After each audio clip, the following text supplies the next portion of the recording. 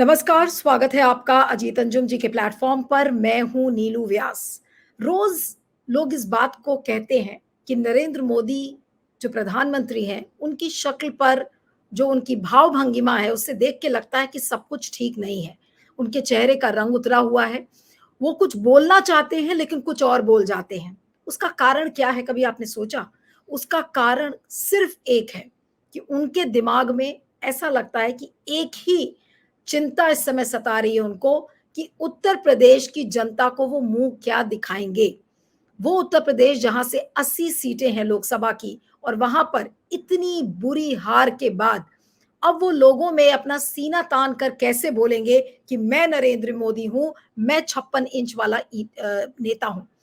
आज इस चीज के सबूत अब मिलते जा रहे हैं धीरे धीरे कि बीजेपी का जो कद है, बीजेपी का जो स्टैचर है, और साथ में प्रधानमंत्री तो यूपी की अब बात ही नहीं करना चाहते। राम की जगह वो जय जगन्नाथ को याद करते हैं।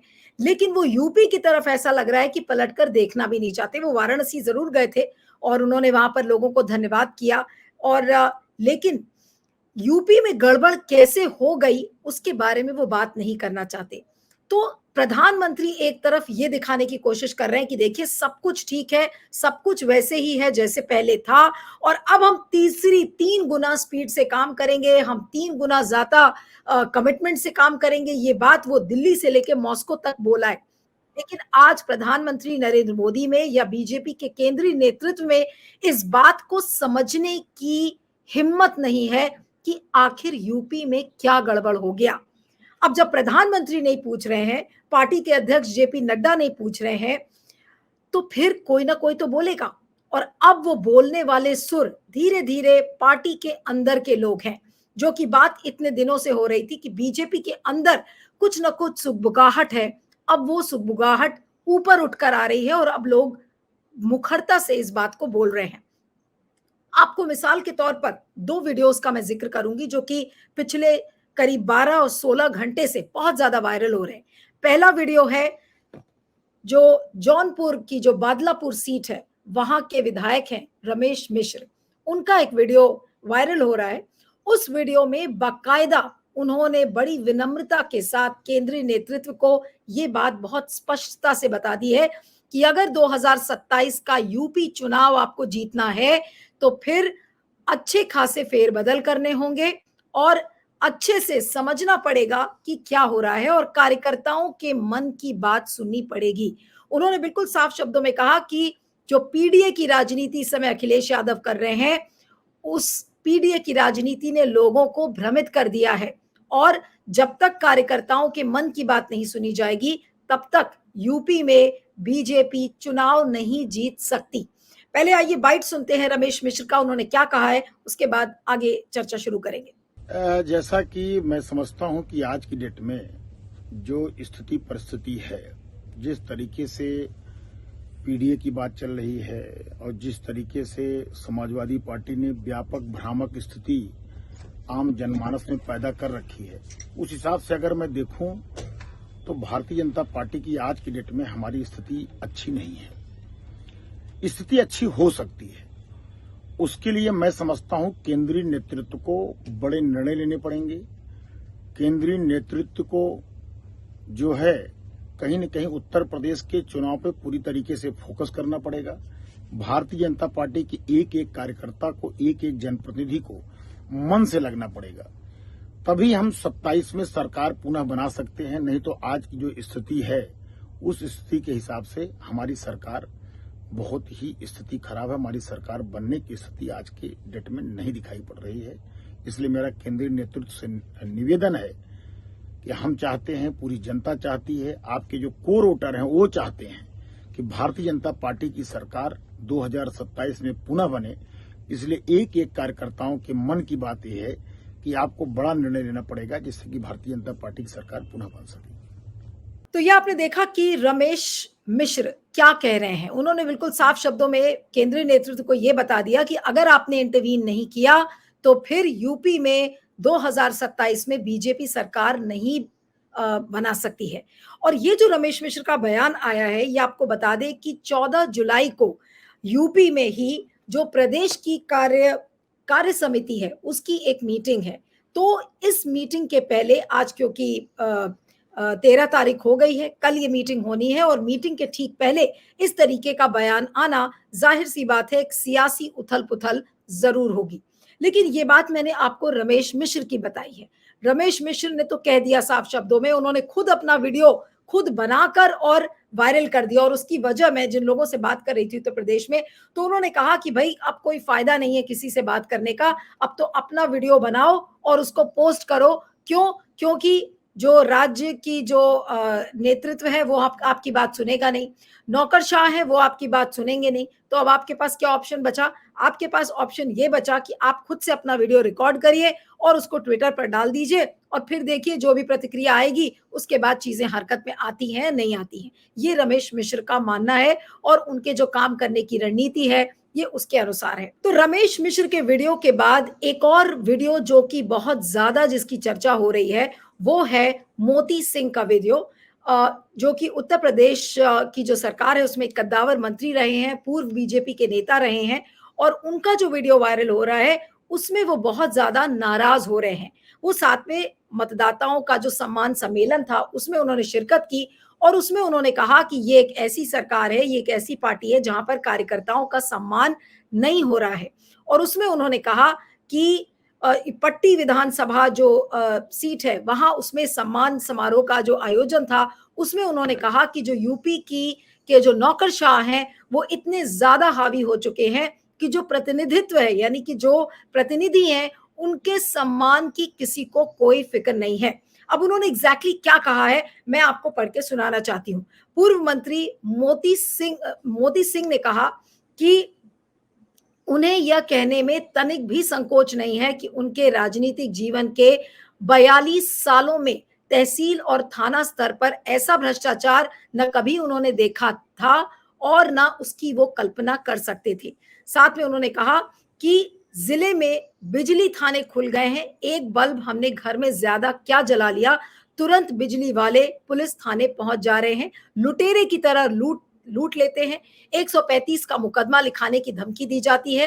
क्या हम अपराधी हैं? वो ये सवाल पूछ रहे थे कि क्या हम अपराधी हैं? हम पर क्यों कार्रवाई कर रहे हैं? क्या हम हाथरस के कोई बाबा हैं जो हम पैरों की धूल ले जाओ, हम ये बात कह रहे हैं? तो ये बात मोती सिंह कहते हुए नजर आ रहे हैं। और साथ में उन्होंने जो अफसरों के काम करने की जो पद्धति है, जो कार्यशैली है, उस पर उन्होंने जमकर प्रहार किया है और साथ में उन्होंने कार्यकर्ताओं को एक नसीहत भी दे डाली। उन्होंने ये कहा कि पुराने नेताओं का अभिनंदन सिर्फ जुबानी जमा खर्च से नहीं होने वाला है, आपका अभिनंदन सिर्फ आपके माथे के चंदन की रक्षा के साथ ही संभव है। ये बात मोती सिंह ने कही है। साथ में उन्होंने ये भी कहा कि केसरिया कपड़े को अगर कंधे पर रखें तो आपका सम्मान हो, आपकी समाज पार्टी नेता कद्र करे, हमारा काम हो या ना हो लेकिन आपका सम्मान बने रहना चाहिए। ये बहुत बड़ी बात मोती सिंह ने कही। तो जाहिर सी बात है कि जो कार्यकर्ता है बीजेपी का, उसको ये बात लग रही है कि नौकरशाह इतने ज्यादा हावी हो चुके हैं कि अब जो जनप्रतिनिधि हैं उनकी भी बात नहीं सुनी जा रही है। तो कुल मिलाकर अगर आप रमेश मिश्र और मोती सिंह की बातें देखें और सुने तो आपके लगेगा कि लोकसभा के चुनाव के बाद बीजेपी के पैरों की जमीन खिसकती जा रही है। क्यों? क्योंकि पीडीए की जो राजनीति है वो हावी हो रही है। अब पीडीए की राजनीति पर अखिलेश यादव की भी प्रतिक्रिया आ गई है। जाहिर सी बात है कि ये उनके लिए एक अच्छा मौका था प्रहार करने का और उनको ये मौका मिला और उन्होंने एक ट्वीट किया। अब ये ट्वीट आप देखिए अखिलेश यादव का, इन्हीं वीडियोस के बाद उन्होंने जो किया, उन्होंने समाजवादी पार्टी की पीडीए की नीति है, आम जनता को उसका हक दिलाने वाली, आम जनता का कल्याण करने वाली, शोषण उत्पीड़न से आम जनता की रक्षा करने वाली, संविधान आरक्षण को बचाने वाली, किसान, मजदूर, महिला, युवा, कारोबारी, नौकरी पेशा, दुकानदारों और बाकी सबका भी ख्याल रखने वाली, समाज के हर वर्ग और तबके को जोड़ने वाली, सामुदायिक राजनीति का नया युग शुरू करने वाली, सामाजिक सौहार्द, एकता, भाईचारे को एक सूत्र में करने वाली, सकारात्मक राजनीति का नया इतिहास लिखने वाली ये नीति है। तो उन्होंने पीडीए की जो पूरी काम करने की, जो पीडीए की जो राजनीति है उसके बारे में बताया और उसके बाद जो अखिलेश ने लिखा वो बहुत इंपॉर्टेंट है। उन्होंने लिखा कि भाजपा की आम जनता का शोषण करने वाली, समाज को तोड़ने वाली नकारात्मक राजनीति के पास पीडीए की पॉजिटिव पॉलिटिक्स का कोई जवाब नहीं है। इसीलिए भाजपा के अपने ही लोगों में हड़बड़ाहट है। इस लाइन को मैं अंडरलाइन कर रही हूं। ये जो सेकंड पैराग्राफ का जो ट्वीट है अखिलेश यादव का, ये बहुत इंपॉर्टेंट है। उन्होंने कहा कि पीडीए की राजनीति के चलते भाजपा के अंदर एक हड़बड़ाहट है। पीडीए ही भाजपा के अंदर बाहर भगदड़ का कारण बन रहा है। भाजपा के तथाकथित सहयोगी भी या तो किसी बहाने से भाजपा से बाहर आना चाहते हैं या वैचारिक दूरी दिखाना चाहते हैं। कोई चिट्ठी को माध्यम बना रहा है, कोई अपनी नाराजगी भरे बयान को, और कोई अंदरूनी प्रतिनिधि ऐसे किसी वीडियो को। भाजपाई खेमे की चिंता सिर्फ यूपी के 2027 के चुनाव हारने की ही नहीं है, बल्कि भविष्य का हर चुनाव हारने की है। यानी कि अखिलेश यादव ये कह रहे हैं कि बीजेपी की जो हालत है, इस हालत से बीजेपी आगे का हर चुनाव हारने की तैयारी में लगी है। इस बात को अखिलेश यादव कह रहे हैं। फिर बाद में वो लिखते हैं कि पीडीए एक नव जागरण है। आज की जागरूक जनता में जो नई सामाजिक आर्थिक चेतना आ गई है, उसी का नाम पीडीए है। पीडीए वर्तमान के पटल पर सामाजिक अखंडता के नए भविष्य का उद्घोष है। यानी कि पीडीए की राजनीति से इतनी ज्यादा हड़बड़ाहट उत्तर प्रदेश में हो चुकी है कि अब बीजेपी के अंदर के लोग, चाहे वो कार्यकर्ता हो, चाहे पूर्व मंत्री हो, चाहे विधायक हो, रमेश मिश्र का आपको मैंने एग्जाम्पल बताया, मोती सिंह का आपको मैंने एग्जाम्पल बताया, अब वो चाहे नौकरशाह से परेशान हो, चाहे केंद्रीय नेतृत्व से परेशान हो, इन सब ने इस बात को साफ साफ कहा कि 2027 का चुनाव बीजेपी किसी भी हालत में नहीं जीत सकती। और जिस तरीके से अब विपक्ष हावी हो रहा है, और खासकर उत्तर प्रदेश में जो पीडीए की राजनीति जिस तरीके से हावी हो रही है, उसे देख के ये लगता है कि भाजपा के जो कार्यकर्ता हैं उनका मनोबल काफी गिरा हुआ है, क्योंकि उनको ये लगता है कि अगर इसी तरीके से राजनीति चली और केंद्रीय नेतृत्व अभी जैसे इंटरेस्ट ही नहीं ले रहा है उत्तर प्रदेश में, तो अगर ऐसा ही रहा तो बीजेपी हार जाएगी 2027 का चुनाव। अब सिर्फ ये कार्यकर्ता या केवल विधायक और पूर्व मंत्री की ही बात नहीं है। अब आपको एक बीजेपी के कार्यकर्ता का मैं हाल बताती हूँ, जिसका नाम विनोद है, और उसको लेकर भी काफी चर्चाएं चल रही हैं, क्योंकि ये वो कार्यकर्ता है जिसका घर गिरा दिया गया। अब आपको मैं एक ट्वीट दिखाना चाहती हूँ। प्रिया सिंह नाम के ट्विटर हैंडल से ये ट्वीट किया गया। उन्होंने ट्वीट लिखा है, ये देखिए, ये विनोद हैं जो बीजेपी की सेवा सन 1985 से कर रहे हैं, लेकिन सरकार ने अब इनका घर अवैध बताकर गिरा दिया गया। हो सकता है कि ये विनोद जी हो, जब बाकी मुसलमानों के घर गिराए जा रहे थे, उन पर बुलडोजर चल रहा था, तो वो ताली बजा रहे होंगे, लेकिन आज जब उनका घर गिराया जा रहा है तो फिर वो रो रहे हैं, चिल्ला रहे हैं कि भाई उनका घर गिरा दिया गया। तो जाहिर सी बात है कि आम कार्यकर्ता जो ग्रास रूट लेवल पर है, वो भी बीजेपी से नाराज है। उत्तर प्रदेश में योगी आदित्य से नाराज है कि जो बुलडोजर की राजनीति है, अब बुलडोजर की राजनीति खुद बीजेपी के कार्यकर्ताओं पर जब उसको लागू किया जा रहा है, तो फिर ये बात उनके गले नहीं पच रही है। और अब उनको समझ में आ रहा है कि ये किस तरीके की राजनीति योगी आदित्यनाथ और बीजेपी कर रहे थे। तो बुलडोजर की राजनीति की जो शेल्फ लाइफ है वो ज्यादा नहीं है। आज विनोद के घर गिरने पर इस बात से बिल्कुल साफ इस चीज को लेकर प्रूव हो जाता है। इसके अलावा अगर आप देखें तो और भी कई प्रतिक्रियाएं आई हैं। रमेश मिश्र के ही इस ट्वीट को लेकर कई लोगों ने ट्वीट किया है। आदित्य तिवारी नाम के एक यूजर ने कहा कि आज की जो स्थिति है वो हमारी बीजेपी सरकार की स्थिति बहुत ही खराब है, और उन्होंने उसी चीज को जो रमेश मिश्र ने कहा है उसको लेकर ट्वीट किया है। तमाम जो कांग्रेस के जो नेता हैं वो भी इस चीज को लेकर ट्वीट कर रहे हैं, जैसे कि अखिलेश यादव ने मोती सिंह के वीडियो पर ट्वीट लिखा है। अब इस ट्वीट को देखिए। भाजपा राज में तहसील और थाने के अभूतपूर्व रिकॉर्ड तोड़ भ्रष्टाचार पर भाजपा के लोग ही जब प्रमाण पत्र बांट रहे हैं, तो क्या इस अकल्पनीय भाजपाई भ्रष्टाचार पर कार्रवाई करने के लिए कुछ और सबूत चाहिए? अब देखते हैं बुलडोजर किस ओर मुड़ता है। तो बार बार कटाक्ष पे कटाक्ष अखिलेश यादव इसीलिए कर रहे हैं क्योंकि इस समय भाजपा का मनोबल गिरा हुआ है, केंद्रीय नेतृत्व कोई इंटरेस्ट नहीं ले रहा है। और रमेश मिश्र और मोती सिंह का ये जो वीडियो है, ये इसीलिए इतना भयानक रूप से वायरल हो रहा है कि इसकी लोग काफी चर्चा कर रहे हैं। और लेकिन सिर्फ रमेश मिश्र और मोती सिंह या फिर वो बीजेपी का जो कार्यकर्ता है वही परेशान नहीं है। मैं केंद्रीय मंत्री नितिन गडकरी की बात करना चाहती हूँ। नितिन गडकरी कल जो गोवा का जो प्रादेशिक कार्यकारिणी की जो बैठक थी, जो स्टेट एग्जीक्यूटिव की बैठक थी, वहां पर उन्होंने इस बात का जिक्र किया है कि बीजेपी वो गलती कर रही है जो कांग्रेस ने की थी, और साथ में उन्होंने ये भी कहा कि हम जात पात की राजनीति नहीं कर सकते, उससे ऊपर हमें उठना पड़ेगा, जिसने माना जात को उसको पड़ेगी लात। इस तरीके की बात नितिन गडकरी ने गोवा के स्टेट एग्जीक्यूटिव की बीजेपी की जो मीटिंग थी उसमें उन्होंने कहा। और उनका इस बात को कहना कि बीजेपी वही गलती कर रही है जो कि कांग्रेस ने किया था, तो एक कड़वी नसीहत मोदी और शाह को नितिन गडकरी दे रहे हैं कि अगर आपने अपना घर नहीं संभाला तो ये घर बिखर जाएगा, ये घर टूट जाएगा। इस बात को नितिन गडकरी लगातार कह रहे हैं और प्रमाण के रूप में रमेश मिश्र का वीडियो और मोती सिंह का वीडियो इस बात का साफ सबूत है कि सब कुछ ठीक नहीं है उत्तर प्रदेश में। और जैसा मैंने आपको बताया कि 14 जुलाई को जो कार्य समिति की जो बैठक है, तो उसके पहले ये दोनों वीडियोस काफी सियासी पारा इन्होंने बढ़ा दिया है। अब जाहिर सी बात है कि अब देखना होगा कि केंद्रीय नेतृत्व क्या करता है। अब क्या इस पर जवाब मोदी जी नहीं देंगे, क्या इस पर नड्डा जी नहीं देंगे, या फिर अमित शाह नहीं देंगे? क्या अब वो कन्नी काट लेंगे कि ठीक है उत्तर प्रदेश तो हमने छोड़ दिया क्योंकि वहां पर इतनी कोशिश करने के बावजूद भी अगर हम चुनाव नहीं जीत सके तो हम क्या यूपी को इग्नोर करेंगे? क्या मोदी जी अब यूपी को पूरी तरह से नकार देंगे? और यूपी एक ऐसा राज्य है जहां से 80 लोकसभा सीटें हैं और इतना बड़ा राज्य, तो जाहिर सी बात है कि केंद्रीय नेतृत्व उसको पूरी तरह से इग्नोर तो नहीं करेगा। लेकिन अब एक ऐसी स्थिति आ गई है जहां पर जिसको वोल्केनिक इरप्शन कहते हैं, बिल्कुल जैसे कि फट जाता है वोल्केनो, उस तरीके की स्थिति हो रही है। क्योंकि एक नहीं कितने कार्यकर्ताओं के पिछले दिनों में यूपी से ही वीडियोस वायरल हुए हैं। ये तो अभी हाल के 2 वीडियोस जिसकी मैं बात कर रही हूँ, रमेश मिश्र और मोती सिंह की। इसके पहले भी कितने वीडियोस ऐसे वायरल हुए हैं जब समीक्षा मीटिंग्स के दौरान इस तरीके की मारकाट की और आपसी मुठभेड़ की, इस तरीके की तमाम जो खबरें आ रही थी कि सब कुछ ठीक यूपी में नहीं चल रहा है।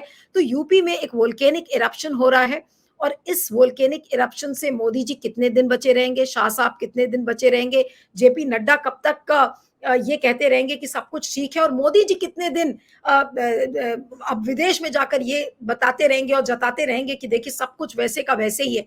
तो आप लाख ढकने की कोशिश करें, लेकिन अगर हद से ज्यादा चीजें अगर बढ़ जाएंगी तो क्या होगा? जैसे धरती फट जाती है, कुछ उसी तरीके से फटने जैसी स्थिति हो रही है यूपी में। और विपक्ष इसी की ताक में बैठा हुआ है कि विपक्ष एक चाह रहा है कि एक ऐसी सिचुएशन आए जहां पर विपक्ष को कुछ करना ही ना पड़े और बीजेपी अपने आप से ही टूटकर बिखर जाए। तो ये यूपी में खासकर कोई ऐसी ही स्थिति दिख रही है और इसीलिए बार बार अपने पीडीए की राजनीति का जिक्र अखिलेश यादव कर रहे हैं। और उस पर प्रियंका गांधी ने भी एक ट्वीट किया है। उस ट्वीट को भी मैं आपको पढ़ के बताना चाह रही हूँ, क्योंकि उस ट्वीट में उन्होंने एक कविता लिखी है और उस कविता के जरिए वो कुछ बात कह रही हैं, उसको मैं पढ़ती हूँ। अब ये देखिए प्रियंका गांधी ने क्या लिखा है। जो भ्रष्टाचार की और बार बार जो बातचीत हो रही थी और जो खासकर जो उस खबर का संदर्भ है कि कहीं सड़कें टूट रही हैं, कहीं पुल टूट रहा है, तो उस पर प्रियंका गांधी ने भी जो भ्रष्टाचार के संदर्भ में जो लिखा है, उन्होंने कहा कि एक ईंट भी रखी जहां पर सड़क हो, पुल हो या दीवार, जलसे का सामान सिमटते ही सब में पड़ गई दरार। देश बनाना देश बढ़ाना खेल नहीं, न महज प्रचार, हमला करते नेहरू जी पर, खुद करते हैं भ्रष्टाचार। तो जो बीजेपी का भ्रष्टाचार है वो कहीं ना कहीं बढ़कर सामने बोल रहा है।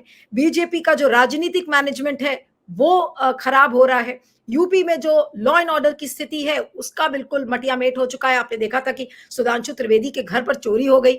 अब लोग ये सोचेंगे कि अरे सुधांशु त्रिवेदी तो बीजेपी के कद्दावर नेता है, उन्हीं के घर पर अगर चोरी हो गई है तो फिर आखिर लॉ एंड ऑर्डर की स्थिति क्या है? तो ना कानून व्यवस्था बीजेपी से संभल रही है, ना राजनीतिक घर संभाला जा रहा है, भ्रष्टाचार चरम सीमा पे है।